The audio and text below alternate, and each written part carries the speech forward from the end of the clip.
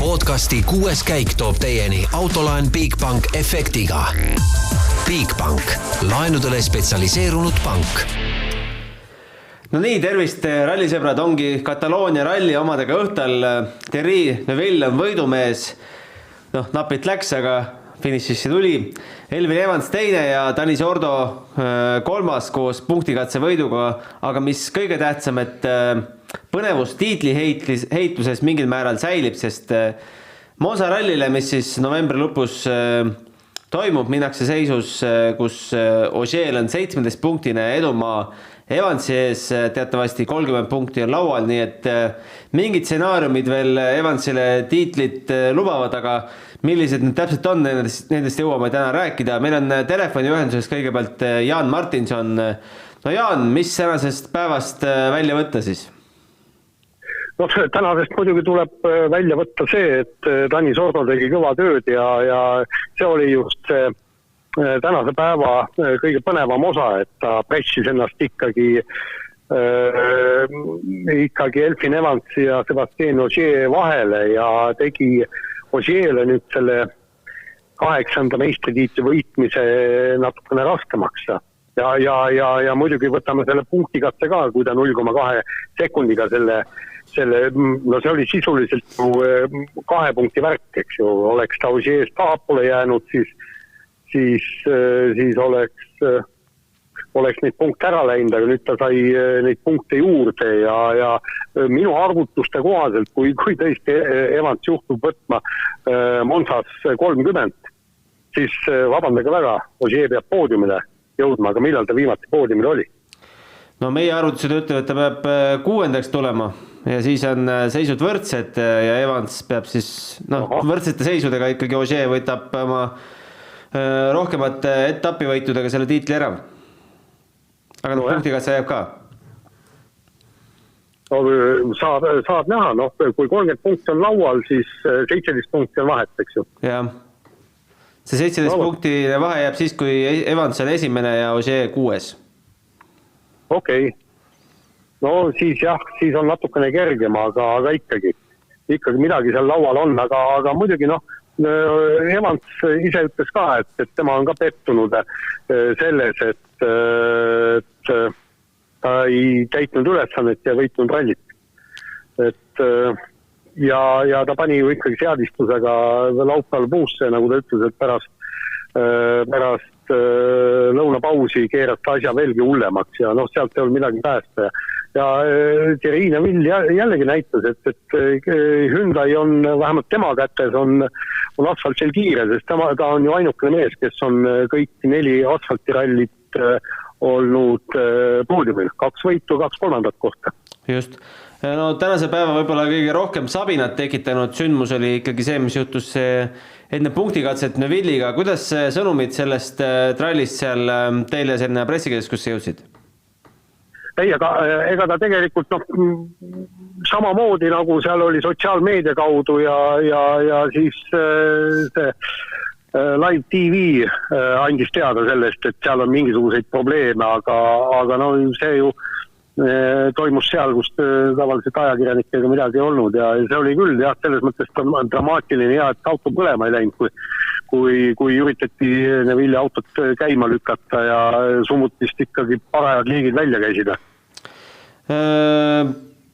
Kuidas sul tundub, kas Evans läks täna Neuville'ile üldse lahingut andma või oli juba hommikul loobunud? Ma arvan, et ta oli hommikul juba loobunud, sest seal ei olnud nagu suurt midagi teha, see vahe oli piisavalt suur ja okei, sa võid võtta võib-olla 1-2 sekundit katse peale tagasi, kui sa kõvasti riskid, aga mitte enamat. Kas Otti, räägi? Jaa, sest Neuville'il ei olnud mitte midagi kaotada. Et tema jälgis mängu ja ta oleks ilmselt saanud selle gaasi ka veidikene rohkem suruda, aga just see Sordo, ma arvan, et Sordole anti käsk kätte, et tuleb poodiumile tulla, eks ta ise tahtis ka ääretult ikkagi koduvajal sõita ja oma publikule rõõmu teha. Rääkides Ott Tänakust, kas teda üldse pärast reedest avariid üldse seal kuskil veel näha oli? Või põrutus koju ära? Ja nii palju oli näha, kui nende kiiruskatsete päevade eel näidati eelmise päeva sündmusi, siis nii palju näidati, kuidas Ott vastu kändu sõitis ja sellega tema ralli lõppes, aga rohkem, ütleme niimoodi, et siin ikkagi räägitakse tiitli heitusest ja see, et mis seal tagumistel meestel, ütleme, praegu tšempionaat on ju niimoodi, et Ott Tänak ei ole selles suures mängus sees, et temast väga ei räägita. Aga Otil tuleb ennast ikkagi Monsas kokku võtta, sest Hyundai'l midagi veel mängus on, kuigi see vahe on ka siin päris suur ja Neville ütles juba, et ka see tiitlivõitlus on tegelikult lõppenud. Eks ta tegelikult ole see tiitlivõistlus lõppenud, sest seal ei ole palju, seal sisuliselt peaks kõik 3 Toyotat ära lagunema ja vaevalt, et niimoodi juhtub, et ja samas, eks Toyotad on kindlasti kiired, sellepärast, et seal ikkagi käib mäng tiitlivõidu peale ja seda ütles ju Ott Tänak enne rallit ka, et matemaatiliselt on meeskondlik tiitel võimalik, aga reaalselt mitte. Tee natukene reklaami ka, et mida me homsest lehest saame lugeda? Ma teen kokkuvõtta, võtan need kõik sõitjad eraldi natukene läbi räägin, et just, et kuidas see Ogier sõitis safe mode'is ja kuidas ikkagi Elfin Evans, kellel oli see aasta suur võimalus selle ikkagi käest lasi, ta ju igalt poolt endis punkt ära, vaata esimene ralli ju kohe Monte Carlos ta kaotas ju 0,7 sekundiga ja siit ja sealt ja kogu aeg andis punkt ära ja muidugi eriti kahju on ju ka Thierry Neville'il, ka temal oli ju tegelikult võimalus ja ta oleks suures mängus ju sees olnud, aga 2 korda Hyundai tagavedrustus lagunes tal ära, vaata Keenia rallil ju vist 2 kiiruskatset enne ralli lõppu ja Adamo oli vähemalt selles suhtes aus, et teatas, et Hyundai on teinud kõik endast oleneva, et Hyundai mitte ühtegi tiitlit ei võidaks. No just. Kuule, aga selge, jätame sind kirjutama ja räägime siin ise edasi. Ilusat kodusõitu sulle. Aitäh, nägemist. Nägemist. No nii, Roland, ongi siis ühel pool sellega, et kuidas sulle tundub, kas Evans veel punitas midagi Neville'i vastu või nõustud Jaaniga? Pigem vist tuleb Jaaniga nõustus, et ega seal midagi suurt teha ei olnud, aga samas pidi hoidma nagu ikkagi lähedal, et seal mingit rumalust teha ei saa ja hoogu maha võtta ei saa, et ega tagant polnud ka mingit ulmelist vahet ja ta oli selles mõttes mõnus võileib seal vahel, et pidi tegelikult tempot tegema. Aga ja loomulikult see sõita puhta sõiduga võidu peale, see ei olnud enam reaalne. Et selline parajat vahet hoida lihtsalt, kui ees midagi juhtuma peaks, siis saab kohe minna ja võtta, et see oli kindlasti eesmärk.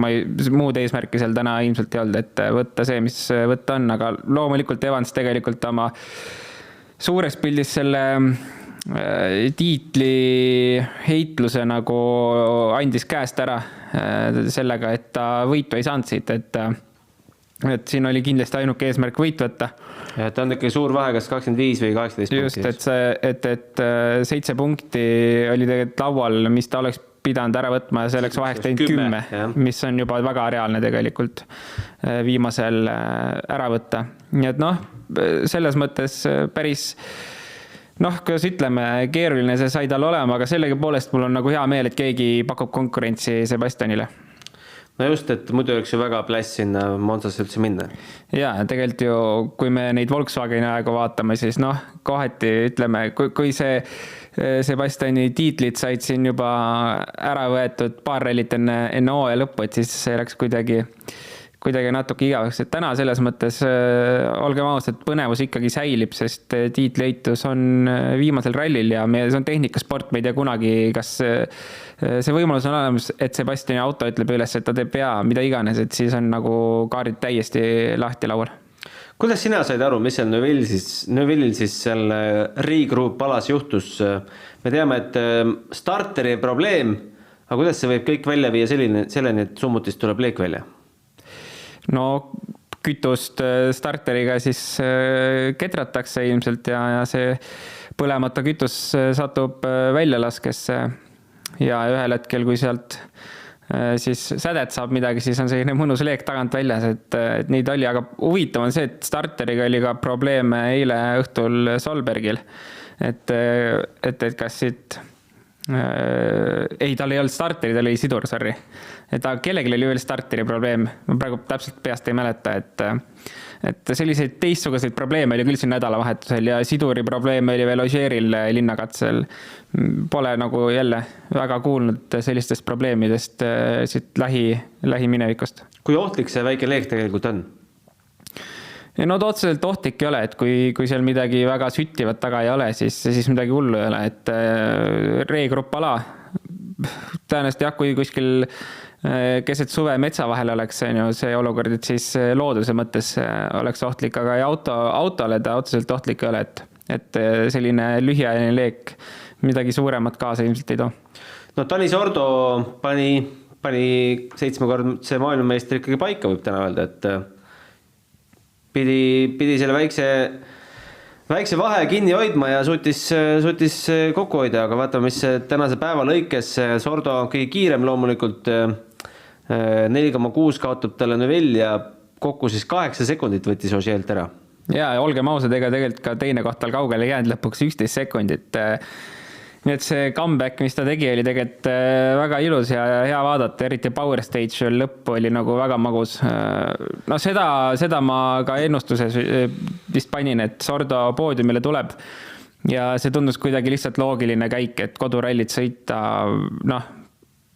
ise idee poolest oleks võinud taga kõrgemale seal ennustuses panna kui 3, aga kuna ees olid mehed, kes võistlevad tiitli peale ja Neville lihtsalt oli väga hea soos, et siis ma arvan, et see poodiumi koha peale sõit oli täiesti etteaimatav, aga jah, pigem üllatav oli see comeback, et ega tal ralli väga lihtsalt ei alanud.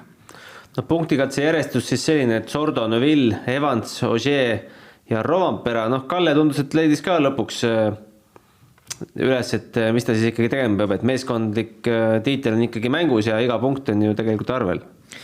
Jaa, aga tegelikult kui üldse Toyotat kokku võtame, siis mitte ükski Toyota ei saanud oma seadistusega pihta see nädalavahetus. Tõenäoliselt ka Neville'i võit sinna läks, Sebastiani poodiumi koht sinna läks ja väga palju muud sinna läks, et Rovanperal tegelikult ju täiesti, kuigi 5. koht ei saa midagi halba öelda, aga tegelikult selline suht tühi ralli, et kui me tagasi mõtleme, mida Rovanpera tegi, siis me mäletame ilmselt ühte suure pealt väljasõitu põllu peale korraks ja rohkem mitte midagi, et väga huvitav olukord, kus jah, kõik autod panevad seadistusega täiesti puusse tegelikult kogu nädalavahetuse jooksul põhimõtteliselt seda paika ei saa, et mingid katsed ja lõigud olid, kus nad tundsid autodes hästi, aga tegelikult nagu suures pildis oli nagu päris halb see olukord, et millest see tuleb, on keeruline arvata, sest Hispaanias varasemalt Toyota on ju ikka kiire olnud, kas või Oti käes, et kas seal võis olla midagi jälle, et testikatse oli midagi täiesti teistsugust valitud ja mingisugused suuremad fundamentaalsed muudatused said täiesti valet tehtud või mis see oli, et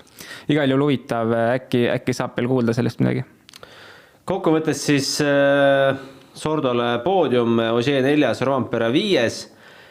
Kas Greensmith räägiks temast ka natuke, mitte ainult sellest, et ta 6 on, vaid Chris Patterson, 52-aastane kaardilugeja, lõpetab tal karjääri, väga ilusad hetked, muidugi lõpus anti päris palju sõna ka Pattersonile endale ja kas Greensmith tänas ka ja soovis vanameisterile head pensionipõlve, ma ei tea, 52-aastaselt vist veel päris pensionile minna ei tohi, et midagi peab veel 10 aastat tiksuma. Jah, mu isa ja ema 52, nad veel väga pensionäri moodi küll ei tundu. Et rallikarjääri mõttes ilmselt on see pension ja küll seal ka midagi sinna tagavarasse on nende aastate jooksul saanud panna, et idee poolest vast pensionil võiks minna, aga ilmselt sellisel mehel, kes on harjunud adrenaliini sees elama, et siis hakkab natuke igav. Et miks ta ka täna see hooaeg siia tagasi tuli? No vahet ei ole, kui vana sa oled, ma räägin, et rallisõit on haigus ja sellest nii lihtsalt lahti ei saa, et võib-olla me näeme teda seal UK-s kuskil veel mingi historikmasinaga kuskil Ford Escorti kõrvalistmel võib-olla tõristamas, et jah, sellest haigusest nii lihtsalt lähti ei saa.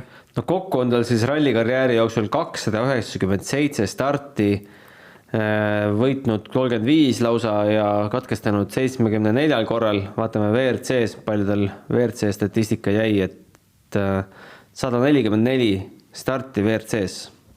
Ja ma arvan, et tema puhul veel 12 poodiumit. Kõige selline eredam märk karjääri puhul tuleb ühelt talverallilt, kus kaardilugeja pidi istuma sõitja kohale ja sõitma kiiruskatse ise.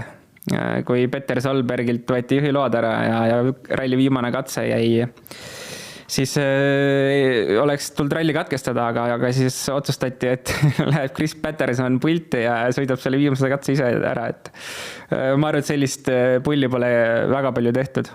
No, pulli saab. Aga Greensmiti 6. koht, kuidas seda hinnata, et sai ikkagi Solbergist, Solansist ja mis kõige tähtsam ka tiimikaasest Formoost jagu? Ja, no see on selline kahe otsaga asi, et kui me lihtsalt idee poolest arutame ta selle 1.20 enam maha, mis ta seal refiga kaotas, et jätkuvalt jääks 1.20 Rovanperale kaotus 3 minutit võitjale, et kas on nagu tegelikult juba päris palju ERC autoga sõitnud, olgem ausad. Ja ma isegi ei oska. No okei, tegelikult olgem 6. koht head punktid, ei saa midagi öelda, ta on väga noor veel ja aeg on areneda, aga pigem tekitab muret see, et nagu pole, me oleme näinud seda arengut, et ta lõpetab rallisi kogu aeg tegelikult stabiilselt ja enam-vähem okeidel positsioonidel see aasta, sest Chris Patterson on tõenäoliselt nagu tal ka mõtte seal paika sättinud ilusti, aga sellist midagi nagu huvitavat või midagi katsevõite, kas või häid splitte tahaks näha, katse top 3-st rääkimata, et ühesõnaga järgmine aasta ma ootan talt küll oluliselt rohkem kui see aasta, et see aasta ta sai võib-olla selle idee paika, kuidas rallisi läbi sõita ja sellise stabiilse kiirusega ja et lõpetada normaalsetel positsioonidel, aga ma arvan, et järgmine aasta on küll see aasta, kus ta peab hakkama näitama kiirust ja katse, ma ei ütle katse võita, aga selliseid top 3 katseaegasid võiks kohati juba tulla küll. Seda enam, et M-spordi hübriidautost oodatakse ju, ma ei tea, mis imeasju, et kõige kiirem. No jah, selles mõttes Ford on alati, kui on uue generatsiooni autot tulnud, siis Ford ikka tavaliselt ütleme, juhib seda asja seal, et väga head insenerid kindlasti ja kogu see know-how on ikkagi neil kindlasti üks tugevamaid seal sarjas meeskondade mõttes. Ja nad on ka seda uut autot kõige kauem arendanud.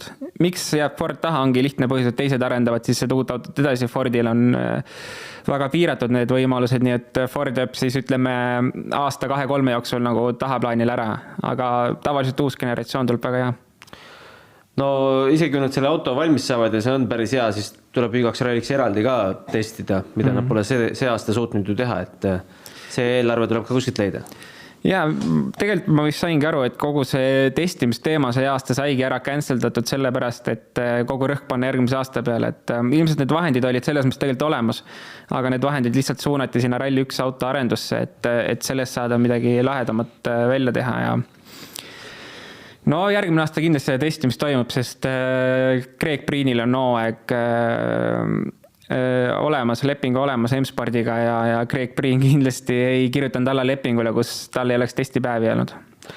Oliver Solberg, karjääri 3. MM-etapp WRC autoga ja kohaks 7. Kuidas me seda hindame? Sama, mis Arcticus ja Safaris tuli katkestamine. Ja seal ütleme sekund kilomeetrile kaotust võrreldes lihtsalt siis Arcticus oli see kuskil pool sekundit kilomeetrile, siin on selline 0,9. Et loomulikult lume peal talvel tal sõita oli oluliselt lihtsam ja kodusem, selles pole kahtlustki. Asfaldirallit on nüüd ühe ralli sõitis küll WRC autoga, Itaalia kohaliku rallit äkki oli. Ja see on tal siis teine ralli WRC autoga asfaldit peal. Ma arvan, et võib nagu rahul olla. Selles mõttes, et auto on ühest tükist tagasi, mida Solbergi puhul tihti ei näe, vaadates seda hooaega.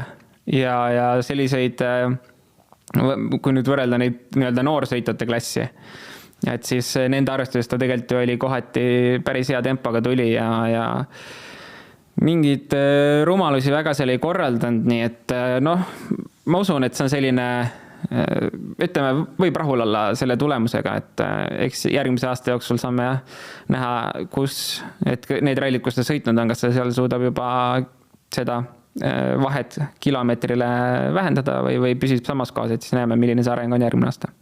Nils Solans jäi siis 8. kohale ja kaotas lõpuks Solbergile 8,2 sekundit. No sellest mehest eile sai juba pikemalt räägitud, et tahaks hirmsasti näha, mida ta suudab ka kruusal või üldse veel WRC autos. Kus tal need võimalused võiksid tekkida, kas juba Monsas? Noh, ega tegelikult ebareaalne ei ole ju. Me ei tea, mis seisus on Lube. Puusa kordas, et ta kuulutas hooaja lõppenuks ju. Just, et mida tehakse, ilmselgelt miks pannakse kedagi kogu aeg sinna teist rooli, kas on olnud Solberg või praegu Solans, on ju see, et järelikult on selle meeskonnaga, kes seda autot rannib, on tehtud lihtsalt hooaja diil ja seda ei saa nii-öelda, seda lepingut ei saa murda. Et Lube on kodus kipsis või ma ei tea, kuidas puusaluud ravitakse, aga auto peab sõitma. Kes läheb sinna?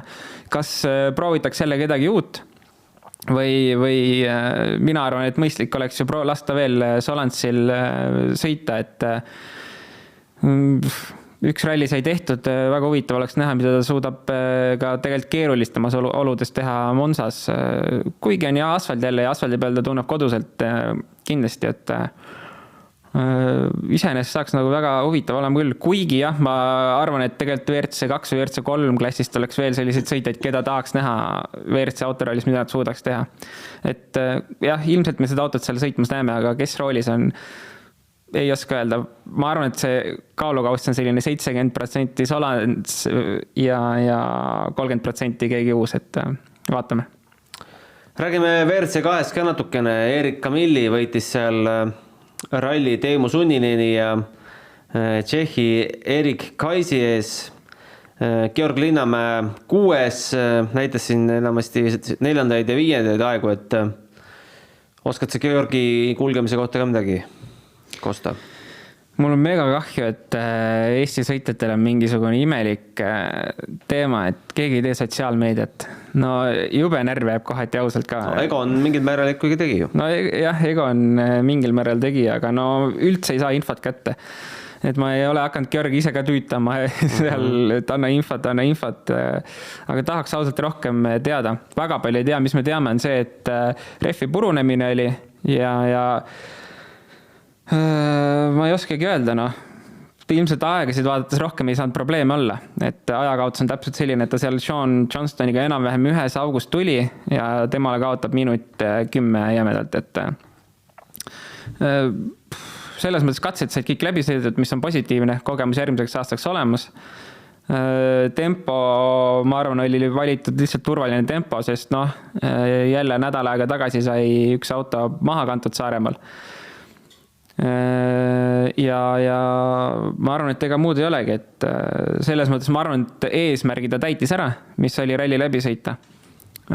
Koguda kogemust järgmiseks aastaks ja tema puhul on ka see jälle, et eks me näe järgmine aasta hakkame vaatama, mis ta teha suudab, et see aasta on selline kindlasti ainult kogemuse kogumise aasta. WRC2 klassi peaks olema võitnud Andres Mikkelsen Mats Ösbergi ees, siis rääkides WRC2 tiitlist, siis reaalselt, mida see auhind maksab? Mis sellega peale nakata? Ma võin öelda, kui palju see umbes maksab, et selle tiitli peale sõita, aga mida sellega teha? Ega ei olegi tegelikult suurt midagi teha. No me oleme tegelikult, ütleme, viimastel aastatel ongi ainult Lube, kes on WRC2 meistri tiitliga saanud edasi liikuda tänu Prantsusmaa autospordi föderatsioonile. Ja aga kui Mats Ösberg jälle võidaks tiitli, mis juhtuks? Mitte midagi ei juhtu. Kui Andres Mikkelsen võitis tiitli, midagi ei juhtu. Et kahjuks see selline asi on, et no me oleme seda varem ka rääkinud, et tegelikult tahaks seal vanakeste asemel näha sõitmas noori mehed, seal võidaks Kraasin, Huttunen.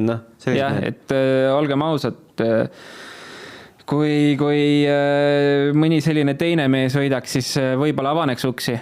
täpselt oli, kui Lube võitis, mingid uksed avanesid, aga ilmselgelt täna Östbergile ja Mikkelsenile uksed enam nii lihtsalt ei avane, et sellist teist või kolmandat võimalust nii tihti ei anta.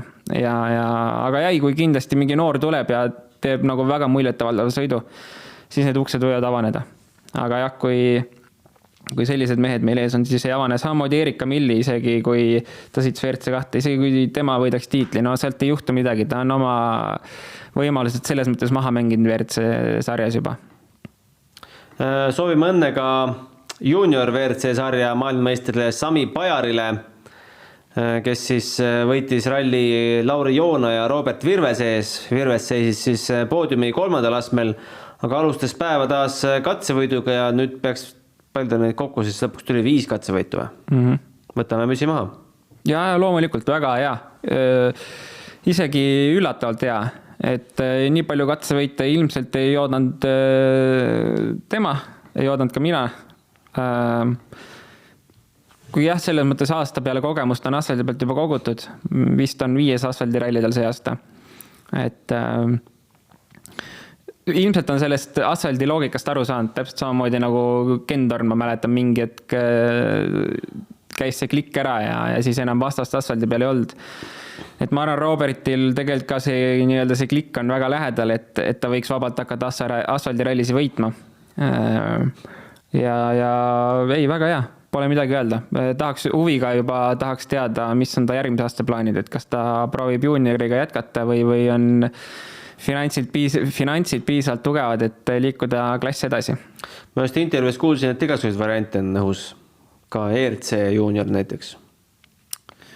No jah, see on ainult positiivne, et ma isegi ERC junior võib-olla oleks mõistlikum kui junior WRC, et see süsteem junior WRC-s on kohati keeruline, et seal sinna võidu peale sõita saaks. ERC junioris on see oluliselt loogilisem ja tegelikult auhind ka väga okei, et ma arvan, et kui ta liigub edasi juniorklassis, on ka mõistlik. Vanust on nii palju, et võib veel vabalt teha seda. Aga jah, alati, kui on finantsi, siis on alati parem valik liikuda juba see masinaklass edasi, et me kõik teame, ta ise ka ilmselt teab, et see R2 on nagu ideaalsetest tingimustest tühjaks sõidetud. Rallide õppimised rallidel seal kindlasti ei ole, aga kui võimalus on teha klass edasi loomulikult. Vaatame natukene ette ka siis järgmisele Monza rallile, mis toimub 18-21 november. Vaadates eelmise aasta paremusjärjestus, siis Ogier võitis Tänaku ja Sordo ees, kokku jõudis seal 11. WRC autos finišisse 7 ehk üllatusi oli, seal oli 4 meest, Greensmith, Veibi, Suninen, mis Veibis saanud on muidu? Veibil on keeld ju. Veibi ei tohi sõita, ta pani Covidiga riigist minema, mis rallis oli Sardiinia või Portugal, kumb see oli? Aga kus talle see koht nüüd leitakse, kui ta nüüd sellest keelust vabaneb? Sõitja kohta? Jah, Lube kõrval või? Veibi, ma ei kujuta ette. Ei, ta pani ju WRC2. Et Monsas oli ta WRC-ga? Ja Monsas oli WRC-ga. Aga ta on jah keelu peal, ta saab sõita mitte siis FIA rallisid, et ta seal Norras sõidab ikka, ma olen tähele pannud. Aga ehk järgmine aasta, kui keeld läbi saab, siis on tagasi. Aga keeldudest ja karistusest rääkides, siis Ogier suutis jälle natukene kukrut kergitada. Siuke huvitav asi, et kõigepealt sai ta 200 eurot trahvi ju sellest, et ta kiivrõulise mütsi jättis kombinatsioonist välja, aga eile siis juhtus selline asi, et eile õhtul ülesõidul sõitis eessõitvast autost paremalt poolt mööda ohutusriba mööda ja lisaks ei peatunud ka politsei märguande peale ja selle eest siis 2000 FIA-lt. Huvitav, kas politsei ei teinud talle midagi, et jättis kõik FIA kätesse? Politsei küsis autogrammi ilmselt. Ma ei tea. Ma ei oska öelda, see on... Kokku on ta siis liikluse peale läinud sel aastal 9 tonni. Endal läheks oleks päris sama. Läks 7. Endal läheks oleks päris paha lugu. Oleks küll paha, jah. aga ei, tegelikult ma ei tea, no see politsei ei pruukinudki midagi teha, sellepärast, et rallisõitjatel ja nendel ralliautodel on mingi veider fenomen seal politseide hulgas ka, et ega ütleme suures osas midagi tehta, noh. Jah, võib-olla lehvitatakse, et võtta hoogu maha, aga no need on ikkagi üksikud korrad, kui tegelikult midagi tehakse ja üksikud korrad, millest räägitakse. Et nagu ma olen ka varasemalt siin öelnud, et tegelikult see andmine on päris raju seal, kuidas neid ülesõite tehakse. Et, aga ilmselgelt need väiksed trahvid kellegile ikkagi võib-olla toovad maa peale tagasi need sõitjad. Ja tegelikult ka ralli korraldad, et kui pannakse liiga tihedaks graafik, siis ei ole midagi teha, noh. Olen ka ise pidanud sõitma 170 km tunnis katse poole, sest ei jõua, kui sul on peale katset või autoga midagi teha, pidureid õhutada, no mida ma teen? See on korraldaja poolt nii kitsas ajaauk pandud ja midagi ei ole teha. Aga loodame, et see ikkagi nagu aastate jooksul paraneb. Huvitav oli see, et vaata, Horvaatiast sai veel ühe ralli pikkuse keelu 6 kuu pikkuse katseajaga, aga seda ikkagi FIA nüüd ei julgenud täitmisele pöörata. See oli see, et politsei... Ja. Okay. Põhimõtteliselt nüüd ju sama case. Palju aega meeldis on, pole pool aastat meeldis. Natukene ikkagi halastati prantslasele. Ma ei tea, vist tundub nii, jah. No eks see on selline teema all, mida on pidevalt räägitud ilmselt viimased kõik, ma ei tea, alates ta esimesest meistritiitlist, et seal võib olla mingi sahker-mahker toimub seal prantslaste vahel. Ma ei küüta ette, noh. Ma tean, et kui näiteks minul Walesi rallis olid vist sõidusossid olid veits kulunud, nahk oli kulunud, mingit auku midagi ei olnud, siis küll Karmo Uusmaa tuli, ütles, et kuule, uued tossud pead sebima maale tänaseks. Oled kuskil Walesis põldude vahel, siis hakka korraldama uusid tosse. Kusjuures M-spordist anti Evansi tossud mulle ja siiamaani seisavad kodus. No, päris hea. Ja. Äkki on maailmameistri tossud? No loodame, et siis ma panen müüki. Spēc jalga, mis müüki? Jalga, jah. Ei, selles mõttes, et võib-olla toimub mingi jama seal sahker-mahker veits, aga ise pole sellist asja kohanud. Monsast uuesti rääkides, siis no, kõik ju lootsid, et see rajaprofiil tuleb seekord natuke teistsugune, et saame seal mägedes rohkem sõita, aga kõik said kätte siis rajakaardid ja nägid, et igal päeval ikkagi seal tiirutame ja taarutame seal kiiruskatsel sellel ringrajal ka päris palju. Oli ikka või? Ma ei ole ise vaadanud. Kõik olid päris kurjad, jah. Ma ise tegelikult lugesin ja kuulesin ka ennem, et ma ei tea, jutud olid ikka, et enamus ajast on metsa vahel ja siis natukene ringraja peal, aga noh, kui sa ütled, et see ringraja peal on päris palju, siis ilmselt on midagi sarnast nagu eelmine aasta. Ilmselt jah. Okay. See vist oli, et iga päeva lõpus lõpetame ikka ringrajal ja viimasel päeval vist päris palju. Ja, okei. No jah, ega tegelikult eelmine aasta ei saa öelda, et see ei oleks põnev olnud. Sest ilmaolud tegid asja põnevaks. Kui see aasta peaks ilm hea olema, ma ei tea, lund ei ole üleval ja vihma pole all, siis läheb igavaks. Aga jaa, minu meelest eelmine aasta oli tegelikult idee poolest oli täiesti kohutav, aga lõpuks tuli välja, et täitsa mõistlik ralli oli, nii et ma arvan, et seal saab ka täpselt samamoodi, et mis ilm see aasta on, nii põnevaks ta läheb ja nii on, et jah, ega ei saa öelda, et see mingi ideaalralli on, mida sõita, aga kui nii on, siis nii on. Läheb meil nugade peale veel või ei lähe? Tahaks loota, et läheb. Ma ei taha kellelegi halba, aga olgem ausad, et läheks. On Ogierilt mingit errorit vaja. Ma kindlasti ei taha, et ta katkestaks päris päeva. Päris suurt errorit, sest ma vaatan neid vahesid 6 koht kaotas eelmine aasta 11 minutit esimesele Katsuta. Ja, et see ei ole selline kaotus, mida Ogier niisama saaks. Ja 5. koht, Kalle Roompere kaotas minut 11,1. Noh, see on siin üks ref. Ja, no täpselt ongi see, et kui Sebastian Ogieril läheb ref kuskilt, ma ei tea, jääb seisma mingil põhjusel, sõidab kergelt teelt välja ja saab tagasi, et siis on asi nugade peal. Kui sellist asja ei tule, siis ei ole. Ja nii lihtne ongi, et Sebastianilt on vaja täiesti puhast sõitu lihtsalt, mis iseenesest on väga ebamugav. Oluliselt mugav minna eesmärgiga sõitu võidu peale. sest sa ei tea kunagi, mis jamma tulla võib ja kui sa sõidad võidu peale, juhtus. Seal rahulikult töristades on nagu kole ebamugav tulla niimoodi, et arvutad oma punkte. Aga 7 korda on seda tehtud. Sisetunne ütleb, et ikka tehakse see asi 8. kord ka ära. Ma natuke pean ennast parandama, Katsuta ikka ei saanud 6. kohta, ta oli üldarvus 20, et kes seal 6 täpselt oli, jään ma hetke vastuse võlgu, ilmselt üks R5 autodest, aga jätame siis, ma võin selle kohe ka öelda, et kes see 6 seal oli, seal Mikkelsen ise R5 autoga ja Solberg 7. Aga jätame siis selle Kataloonia ralliga hüvasti selleks korraks ja nüüd väike paus jälle mõned nädalad, 6 nädalat vast, kui ma ei eksi. Ja siis oleme tagasi hooaja finaaliga ja Monza ralliga. Seda Q&A vooru me täna ei saa, aga äkki siis järgmiseks ralliks mõtlete meile küsimusi välja, aega peaks selleks olema. 6kaik@delfi.ee. Sinna võib ka niisama tagasisidet kirjutada, kui midagi head või halba tahate meie kohta öelda. Meie täname Roland, et said tulla. Täname Jaani, et toru tõstis ja kena pühapäeva jätku ja minge valima. Nägemist. Podcasti 6 käik tõi teieni Autoline Bigbank efektiga. Bigbank, laenudele spetsialiseerunud pank.